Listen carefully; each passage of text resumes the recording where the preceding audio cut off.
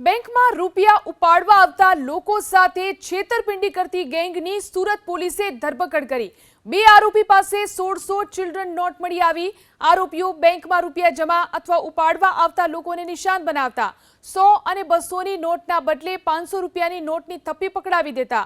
500 રૂપિયાના નોટની થપ્પીની ઉપર અસલી નોટ જ્યારે કે નીચે નકલી નોટ રાખી અને તેમની સાથે છેતરપિંડી આચરતા।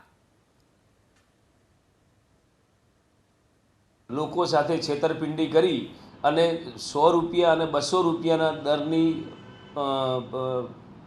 પબ્લિક જોડે નોટો બેંક અથવા બીજી કોઈ ભીડભાડ થતી હોય એવી જગ્યાએથી મેળવી અને આ 500ના દરની બનાવટી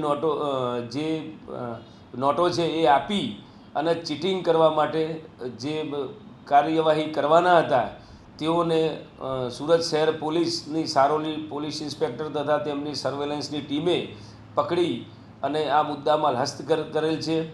મજકૂર આરોપીઓ વિરુદ્ધમાં ક્રિમિનલ કોન્સ્પિરેસી તેમજ ચીટિંગ અંગેનો ગુનો હાથ ધરવામાં આવેલ છે અને હાલ તપાસ ચાલુ